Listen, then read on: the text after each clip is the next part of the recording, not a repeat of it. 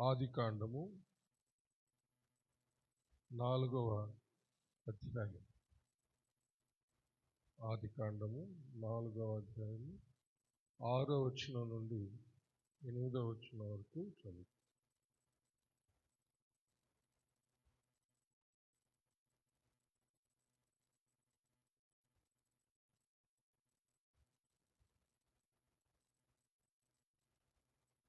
యెహోవా కయీనుతో, నీకు కోపమేలా?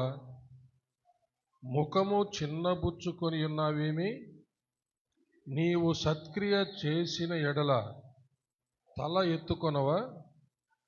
సత్క్రియ చేయని ఎడల వాకిట పాపము పొంచియుండును. నీ ఎడల దానికి వాంఛ కలుగును, నీవు దానిని ఏలుదువనెను. కయీను తన తమ్ముడైన హేబేలుతో మాట్లాడెను. వారు పొలములో ఉన్నప్పుడు కయీను తన తమ్ముడైన హేబేలు మీద పడి అతనిని చంపెను. దేవుడు తన పరిశుద్ధ వాక్యమును మన ఆత్మీయ మేళ నిమిత్తమై మన వెనుకడిలో దీవించునుగాక. ఆమేన్. దయచేసి అందరు కూర్చోండి.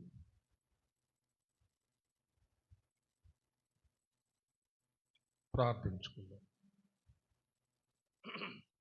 మహాపరిశుద్ధుడు అయిన మా ప్రియ పరలోకపు తండ్రి, దయగలిగిన మా దేవ యెహోవా, మీకు వందనములు, స్తుతులు, స్తోత్రములు చెల్లిస్తున్నాము.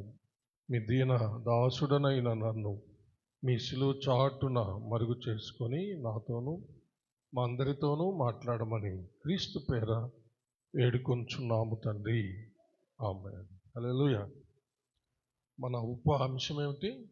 మన అంశం పాపములో పడకుండా మెలకువగలిగి ఉండడం.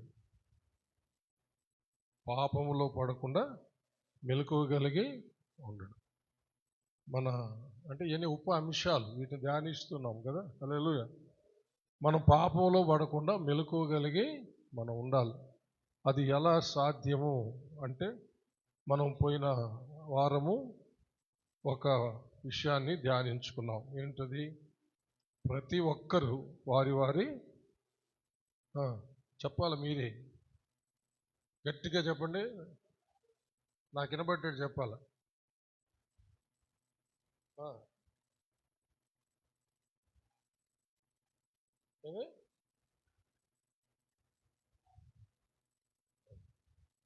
అందరూ చెప్పటం లేదేమి? చూసానో చెప్పండి. రాసుకున్నారు కదా. మన యొక్క ధర్మములను, మన బాధ్యతలను మనము నెరవేర్చకపోతే మనము పాపంలో పడిపోతాం. చాలా వివరంగా చాలా విషయాలు మనం నేర్చుకున్నాం కదా. భార్యాభర్తల మధ్య ఎలా వారి ధర్మాలు జరపాలి,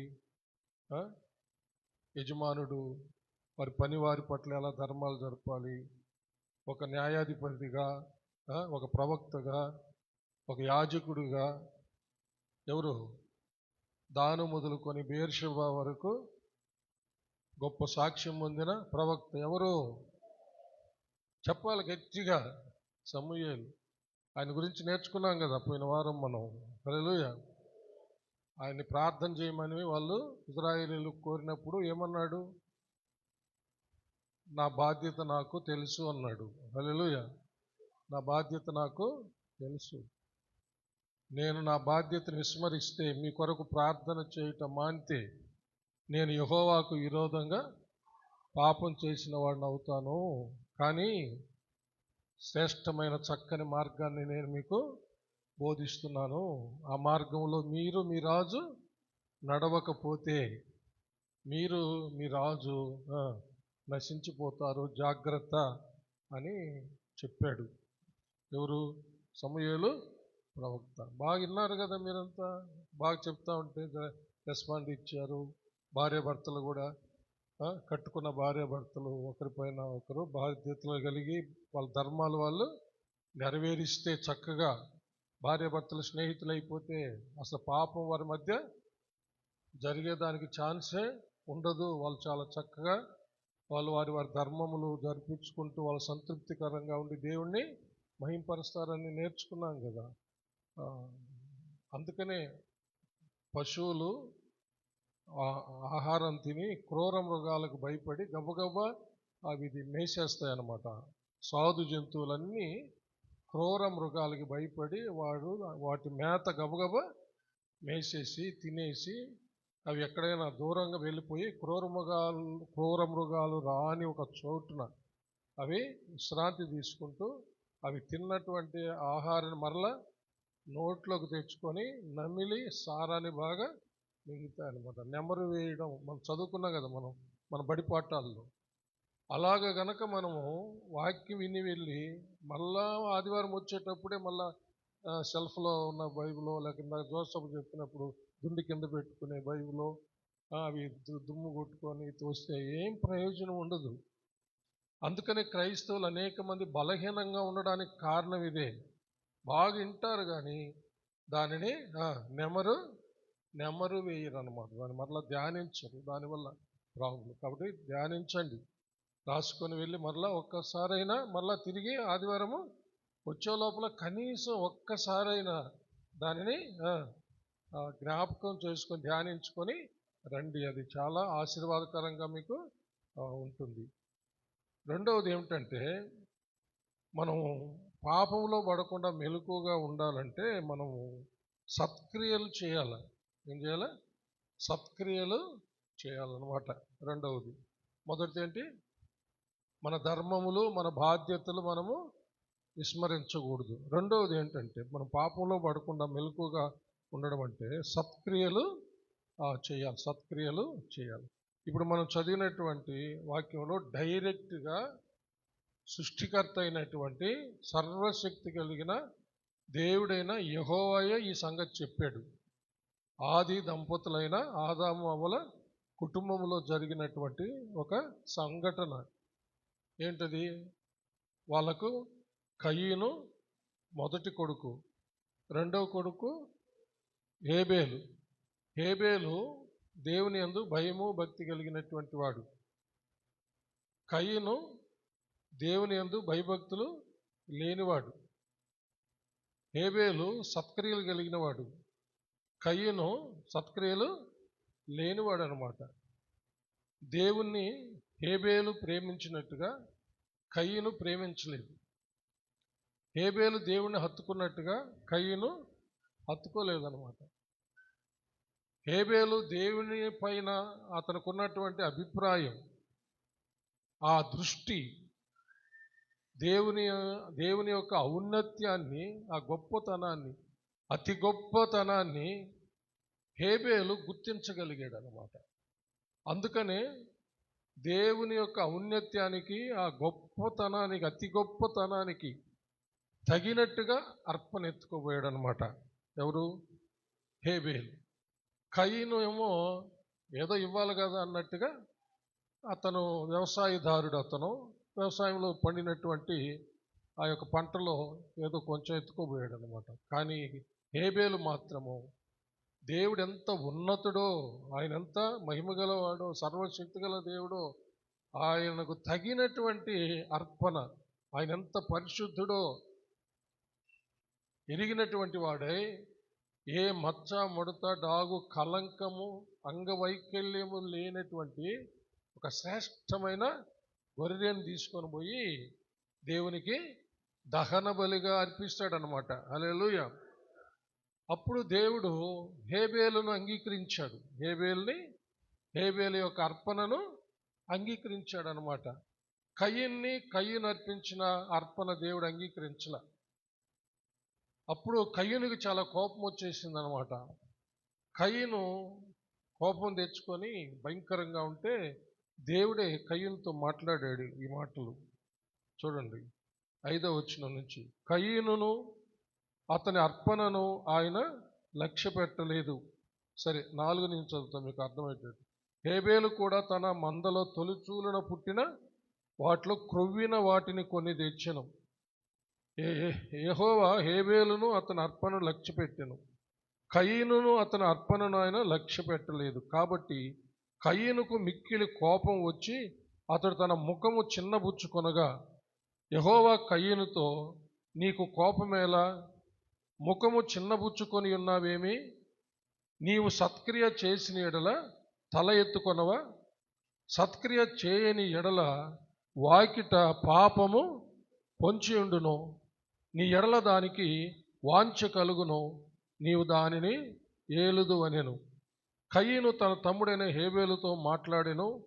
వారు పొలంలో ఉన్నప్పుడు కయీను తన తమ్ముడైన హేబేలు మీద పడి అతనిని చంపాను. చూసారా, దేవుడు స్పష్టంగా తెలియచేసినా కానీ కయీను మారు మనసు పొందలేదు. నువ్వు అంత కోప్పడుతున్నావు ఏమిటి?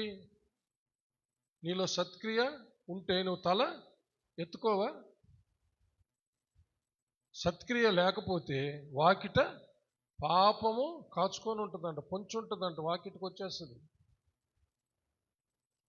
మన హృదయ వాకిటికి వచ్చేస్తుంది, మన ఇంటి వాకిటికి వస్తుంది, మన హృదయ వాకిటికి కూడా వస్తుంది. నిన్న ఒక సహోదరి పాము కనబడిందని, పాము వచ్చిందని నీళ్ళు తీసుకొచ్చి ప్రార్థన చేయించుకొని పోయింది. మంచిదే, నేను కాదనలా, వాళ్ళ నమ్మకాన్ని బట్టి దేవుడు సహాయం చేస్తాడు. అంటే పాము 2 సార్లు వాళ్ళ ఇంటి వాకిట్లోకి వచ్చిందనమాట. నిజంగానే కలగాదు. ఆ వంట పొయ్యి కాడు ఉంటే కాలు కాడికి పరిగెత్తిందంట 2 సార్లు. అప్పుడు భయపడి వస్తే సరే, నీళ్లు ప్రార్థన చేసి తీసుకోపోవడానికి వస్తే సరే ప్రార్థన చేసి ఇచ్చా, సరే విశ్వాసంతో చల్లుకోండి, మీ విశ్వాసాన్ని బట్టి దేవుడు సహాయం చేస్తాడని. అయితే హృదయం దగ్గరకు వచ్చేటట్టు ఘట సర్పాన్ని ఏం చేస్తాము? మన వాకిట్లో పొంచుకొని ఉండే ఘట సర్పం.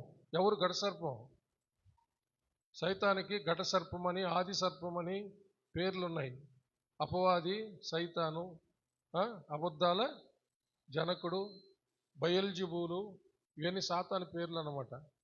ఈ ఘట సర్పం ఏం చేస్తారు? ఇప్పుడు కయీన్ని ప్రేరేపించింది, కయీన్లోకి వచ్చి చేరిపోయి తమ్ముణ్ణి చంపించింది ఈ ఘట సర్పమే, ఈ సాతాననే ఘట సర్పం. మరి దాంట్లో పడకుండా ఉండాలంటే హల్లెలూయా మనము సత్క్రియ చేయాలి. మనలో సత్క్రియలు లేకపోతే ఈ ఆది సర్పము, ఘట సర్పము, సైతాను, అపవాది, బయల్జెబూలు, అబద్ధాల జనకుడు అని చెప్పబడినటువంటి సైతాను మన యొక్క హృదయ వాకిటి కాడికి వచ్చేస్తాడు. వాడికి అవకాశం వచ్చేస్తుంది, మనలోకి వచ్చేస్తాడు, జొరబడతాడు. ఇక భయంకరమైనటువంటి కక్షతో వాడు హత్య చేస్తాడు, ఆత్మీయ జీవితాన్ని చంపేస్తాడు. అందుకని యోహాను సువార్త 10వ అధ్యాయంలో ఏమని రాయబడింది? దొంగతనమును 10 దొంగతనమును, హత్యను, నాశనమును చేయుటకొచ్చును కానీ మరి దేనికి రాడు. వాడు వచ్చాడంటే ఇంకా వాడు హత్య చేయడమే వాడి పని.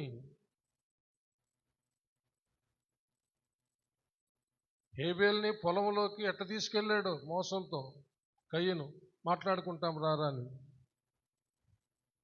ఎట్లా తమ్ముడిని పొలంలో మాట్లాడుకుంటాం రారా అని చెప్పి పిలుచుకోబోయినట్టున్నాడు.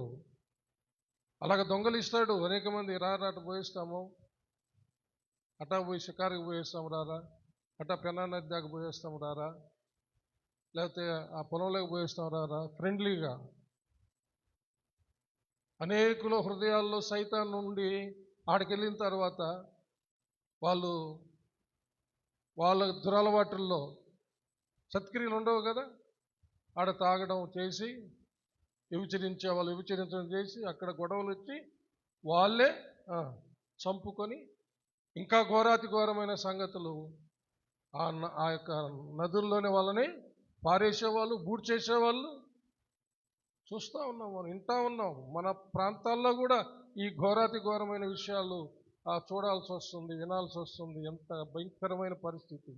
దీనికి అంతటికీ కారణము మనలో సత్క్రియ లేనందువల్ల, మంచి క్రియలు లేనందువల్ల ఈ ఘట సర్పం అనే సైతాను పొంచుకొనుండి లోపల ప్రవేశించి చేయకూడని చెడ్డ క్రియలన్నీ, దుష్క్రియలన్నీ చేపిస్తూ వాళ్ళను దొంగలిస్తూ ఎక్కడికో దూరంగా తీసుకెళ్ళిపోయి అక్కడ రేప్ చేసి, లేకపోతే వాళ్ళని తాగించి భయంకరంగా హత్య చేసి సమాధి కూడా చేసేస్తున్నారు. ఎంత భయం లేకుండా, ఎంత భయంకరమైన, అంటే ఎట్లా వాళ్ళకి భయం అనేది ఎట్టొస్తుంది?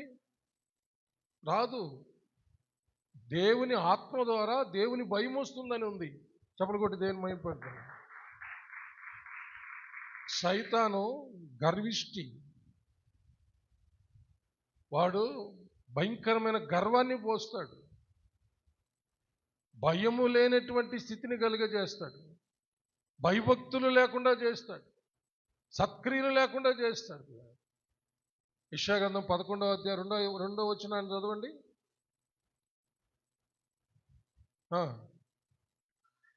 యెహోవా ఆత్మ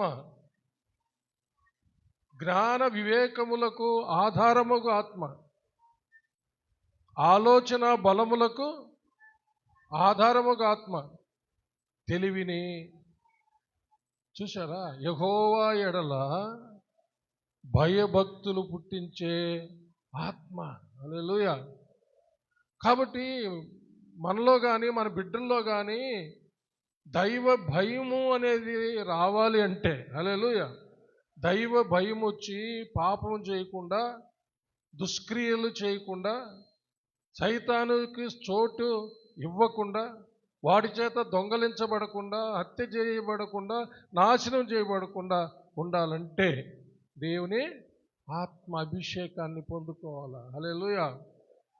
యవనస్తులైన బిడ్డలు చేయొత్తండి ఒకసారి. యవనస్తులైన బిడ్డలు చేయొత్తమన్నానా? అంతేనా? చేయుండేదే. పైన ఎవరు యవనస్తులు లేరండి? నాకేం అర్థం కాలేదే. వినబడుతుంది పైన అసలు? వినబడుతుందా లేదా?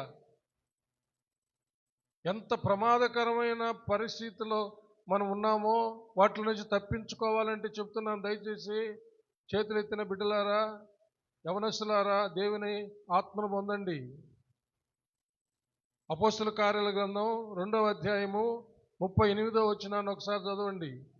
పైన వాళ్ళు కూడా, మీకు బైబిల్ తెచ్చుకోకపోతే పక్కన వాళ్ళనన్నా చూడండి. పేతురు మాట్లాడుతున్నాడు, యేసు ప్రభు ప్రథమ శిష్యుడు. మీరు మారు మనసు పొంది పాప క్షమాపణ నిమిత్తము ప్రతివాడు యేసుక్రీస్తు నామమున బాప్తిస్మం పొందుడి, అప్పుడు మీరు పరిశుద్ధాత్మను వరమును పొందుదురు. హల్లెలూయా. ఈ వరాన్ని పొందాలి ప్రియులారా, యవన బిడ్డలారా. నెగ్లెక్ట్ చేస్తూ ఉన్నారు బాప్తిస్మం తీసుకోకుండా.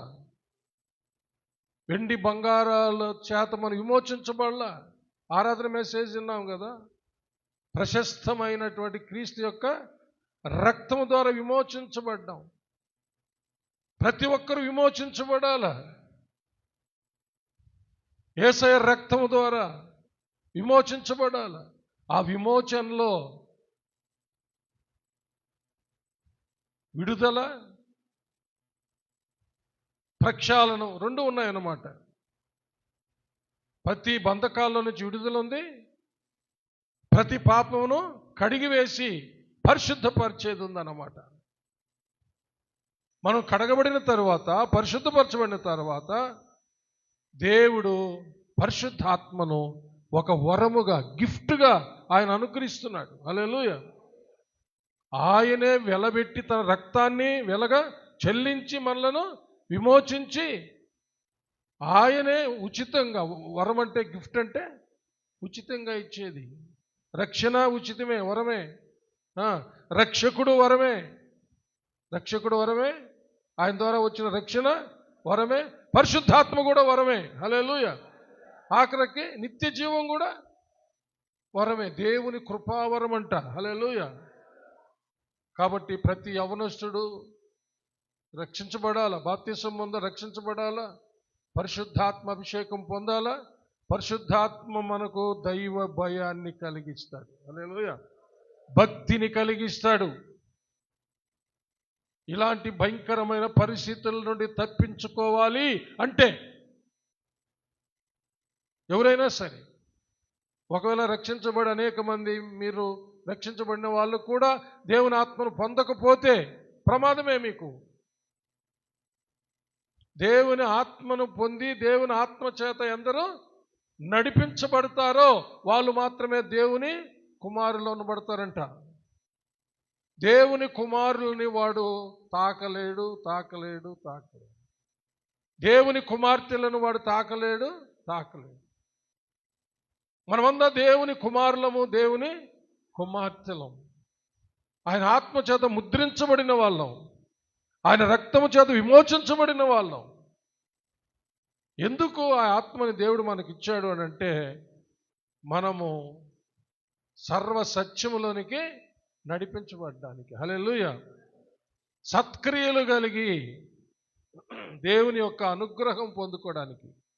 అసలు మనలను దేవుడు విమోచించినటువంటి రహస్యాన్ని యవనస్తుడైన సేవకుడైన తీతుకు చాలా చక్కగా వివరించడం జరిగింది అపోస్తలుడైన పౌలు గారు. తీతు అనే ఒక యవనస్తుడు సేవకుడు ఉన్నాడు. అతనికి అసలు యేసుప్రభు ఎందుకు విమోచించాడు అనే విషయాన్ని చాలా క్లియర్గా చెప్పాడు అనమాట. ఒకసారి చదువుతాం. తీతు పత్రిక 2వ అధ్యాయము 14వ వచనం. ఆయన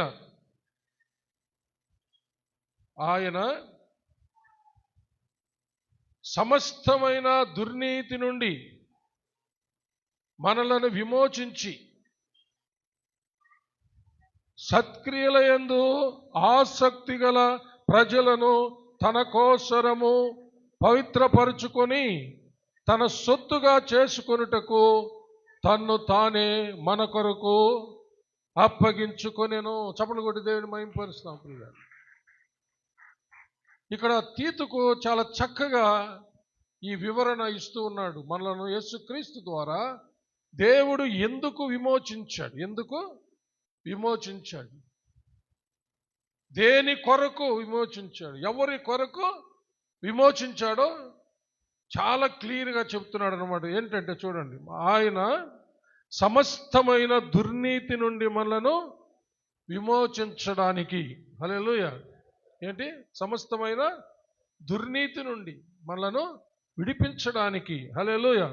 తర్వాత సత్క్రియలయందు ఆసక్తి గల ప్రజలను తన కోసరము పవిత్రపరచుకొనడానికి. చూసారా? దుష్క్రియలు కలిగి దుర్నీతితో చెడిపోయి నశించిపోతున్నటువంటి నిన్ను నన్ను వెదకి రక్షించాడే. ఎందుకు? చప్పట్లు కొట్టి దేవుని మహిమ. ఇక మనము దుర్నీతిలో ఉండడానికి కాదు, పాపపు రొచ్చులో పాపపు బుడదలో ఉండడానికి కాదు, దుష్క్రియలు చేయడానికి కాదు, చెడ్డ క్రియలు చేయడానికి కాదు, చెడ్డ కార్యాలు చేయడానికి కాదు, చెడ్డ క్రియలలో చెడ్డ కార్యాల్లో పాలు పొందడానికి కాదు ప్రియులారా. సత్క్రియల యందు ఆసక్తి కలిగిన జనులుగా మనము ఆయన కొరకు ఉండడానికంట. హల్లెలూయా. చూసారా? ఆయన విమోచనలోనే ఈ మాట పెట్టాడు. ఎందుకు? సత్క్రియ లేకపోతే పాపము పొంచుంటుంది. ఆ ఘటసర్పమైన సాతాను వాకిట్లోకి వచ్చేసి నీ హృదయం అనే వాకిట్లోనికే వచ్చేస్తాడు, నీ హృదయంలోకి ప్రవేశించేస్తాడు. ఇంకా కయ్యను చేసినటువంటి ఘోరమైన పాపము చేపిస్తాడు. అర్థమైందా? హలో. దావీదు అంత ఘోరమైన పాపం చేయడానికి అదే కారణం. దావీదు అంత ఘోరమైన పాపం చేశాడు. తన యుద్ధంలో ఒక సైనికుడుగా, ఒక సామాన్యమైనటువంటి ఒక చాలా చిన్నవాడైనటువంటి ఊరియా సేవకుడు, యుద్ధ వీరుడు, ఒక సైనికుడు, ఇతడు స్నానం చేస్తున్న తన భార్యను చూసి ఆమెను తీసుకొచ్చి భయంకరంగా ఆమెతో వ్యభిచారం చేస్తాడు. దావీదు జీవితంలో దావీదు చేసిన అతి ఘోరమైన పాపం ఇదే. అది చేయడానికి, సాతాను ఇతనిలో ప్రవేశించడానికి కారణం ఏమిటంటే, ఇతడు సత్క్రియ చేయాల్సింది, తన ధర్మాన్ని నెరవేర్చాల్సింది, తన బాధ్యత నెరవేర్చాల్సింది పక్కన పెట్టాడు. వసంతకాలంలో రాజులు యుద్ధానికి వెళ్ళాలన్నమాట. హల్లెలూయా. వెళ్ళి వాళ్ళ రాజ్యాన్ని విస్తరింపజేసుకోవాలా. ఎవరైనా శత్రువులు వాళ్ళ భూభాగంలోకి వచ్చి దాన్ని ఆక్రమించుకొని ఉంటే వాళ్ళను జయించి వాళ్ళ భూభాగాన్ని వాళ్ళు తిరిగి సొంతం చేసుకోవాలి. దానికి వసంత కాలంలో వాళ్ళు ఆ విధమైన యుద్ధాలు చేస్తున్నారనమాట. ఆ సమయంలో ఈయన సైన్యాన్ని పంపించి, ఇతడు నిద్రపోకూడని సమయంలో మిద్దె మీద నిద్రపోయి పగులు ఆయన సాయంకాలం వేళ లేచి ఆడేమో యుద్ధం ఘోరంగా జరుగుతూ ఉంటే ఈయన ఇక్కడ పచారులు చేస్తున్నాడు మిద్దె మీద. దొరికాడు సాతానికి. ఏంటి దొరికాడు, బాగా దొరికాడు రా వీడు అనుకున్నాడు. స్నానం చేసి అదే సమయంలో స్నానం చేసే స్త్రీని ఆడ పెట్టేశాడు అంతే. వీడిని పడేయడానికి, ఎవరిని? దావీదుని పడేయడానికి సాతాను వాడుకున్న బాణం ఏంటో తెలుసా? అతను లేచి పచాలు చేసే సమయంలోనే స్నానం చేసే స్త్రీని ఆడ పెట్టాడు అనమాట. ఇదంతా ఎందుకు జరిగింది అంటే పాపం వాకిట్లోకి వస్తుందని వింటున్నాం కదా. సైతాన్ అలా చేస్తాడు. ఎందుకంటే సత్క్రియ లేకపోతే, నువ్వు చేయాల్సింది చేయకపోతే, భార్యాభర్తలు వారి ధర్మాలు వాళ్ళు నెరవేర్చకపోతే ఎవరినో ఒకరిని తీసుకొని వచ్చి పెడతాడు.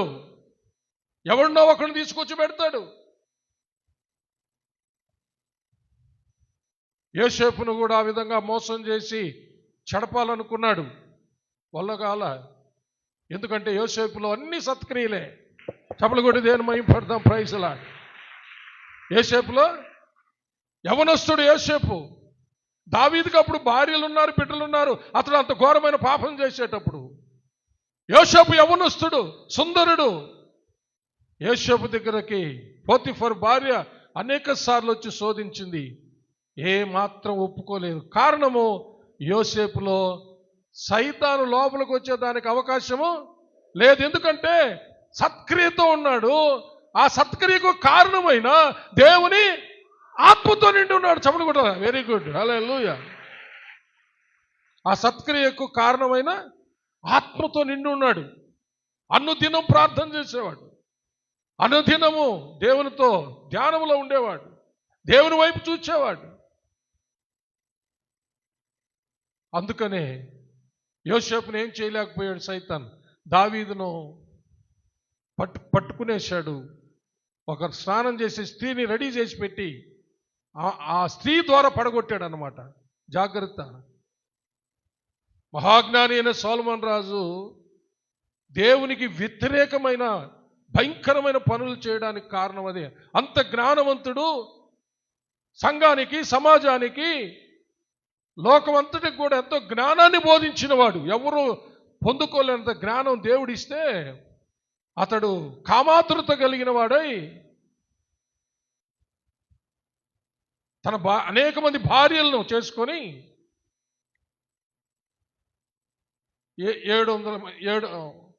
700 మంది భార్యలు ఆయనకి, 300 మంది ఉపపత్నులు ఆయనకి. ఎంతమంది? 1000 మంది. ఏం చేశారో తెలుసా? బైబిల్ ఏం చెప్తుందంటే ఆయన భార్యలు అతని మనస్సు తిప్పేశారంట. ఏం చేశారు? అన్య రాజుల కుమార్తెలను చేసుకున్నాడు. వాళ్ళు ఆయన మనస్సు మార్చేశారంట. అంత జ్ఞానవంతుడు. స్త్రీలకు లోబడిపోయాడు.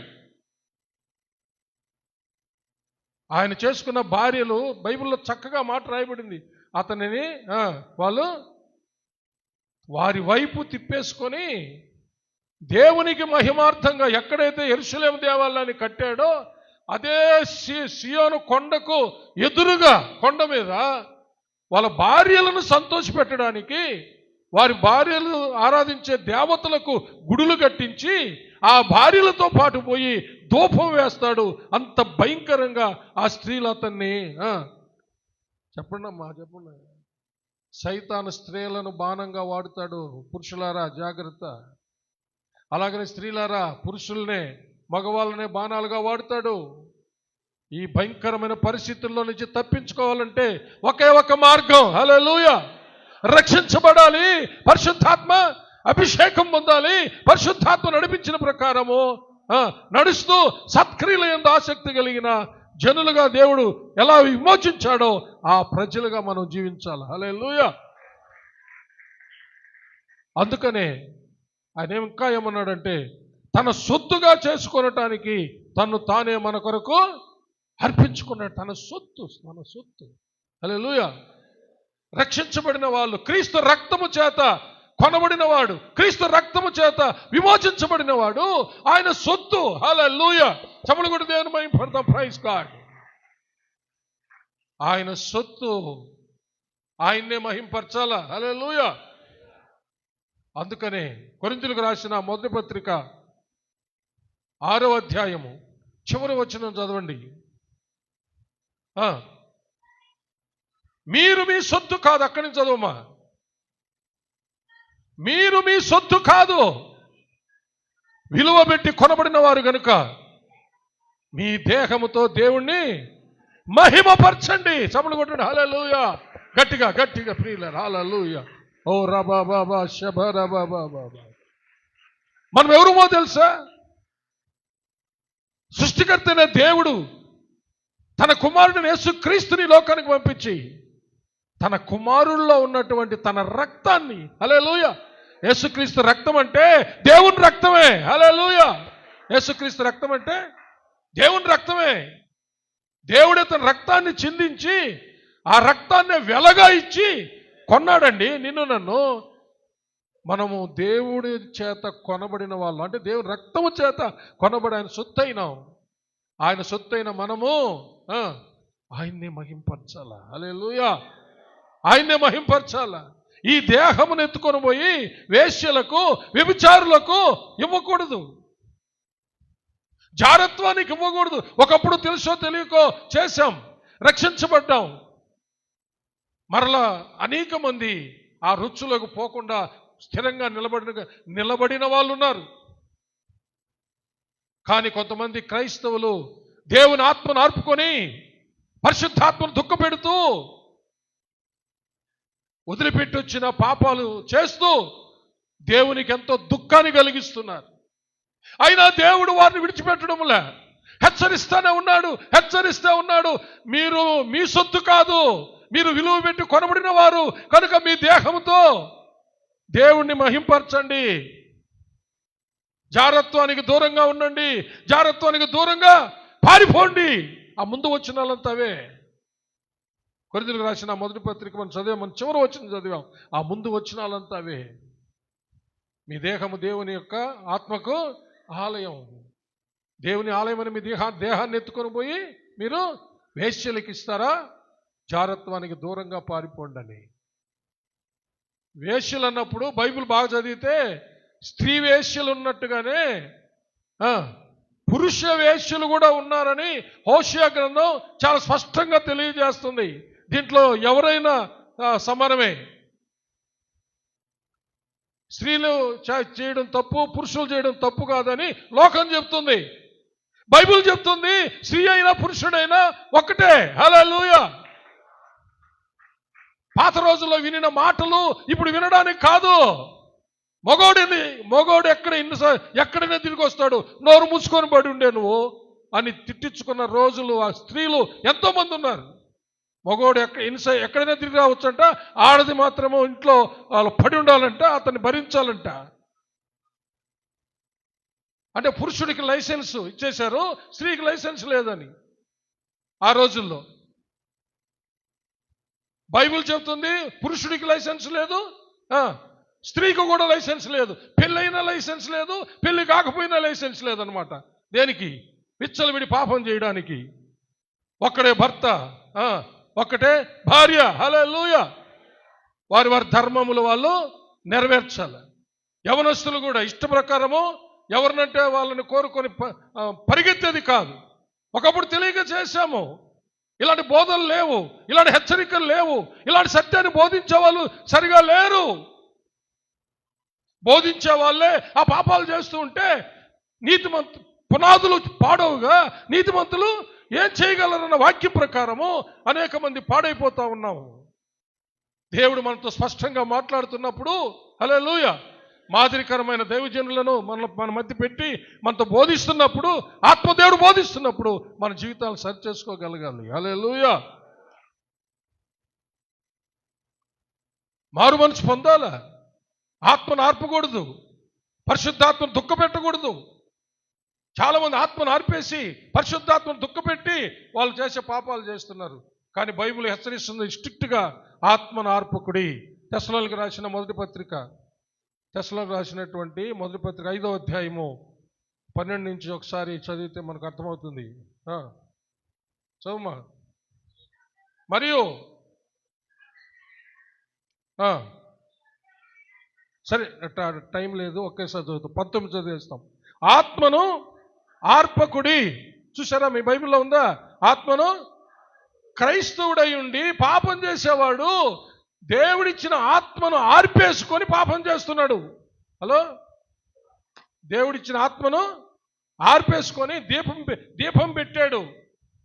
ఆ దీపాన్ని ఆర్పేసుకొని చీకటిమయం చేసుకొని చీకటిలో పాపం చేస్తున్నాడు. దేవుని ఆత్మను ఆర్పంటే దీపాన్ని ఆర్పేసి వెలుగు లేకుండా చేసుకొని చీకటి కార్యాలు చేస్తున్నాడు అన్నమాట. అలా చేయడానికి కాదు. ఓ క్రైస్తవుడా, ఓ క్రైస్తవురాలా, దేవుని బిడ్డల, అలాంటి దుర్నీతిలో నుంచి విమోచించబడ్డాం, అపవిత్రతలో నుంచి విమోచించబడ్డాం, లోకంలో నుంచి వేరు చేయబడ్డాం, సకల బంధకాల నుంచి విడిపించబడ్డాం, పరిశుద్ధపరచబడ్డాం. హల్లెలూయా.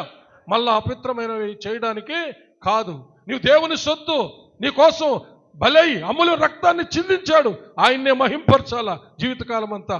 ఆయన ఇచ్చిన ఆత్మ ద్వారా నడిపించబడుతూ ఆర్పకూడదు. ఎఫెసీయులకు రాసిన పత్రిక 4వ అధ్యాయము 25 నుంచి 32 వరకు ఒకసారి చదువుతాం. అంటే ఇప్పుడు మీరు రాసుకొని ఇంటికి వెళ్ళి చదవండి, కానీ ఒక్క మాట మాత్రం చదువుతాను. అయితే మీరు 25 నుంచి చదవాల్సిందే ఇంటికి పోయి.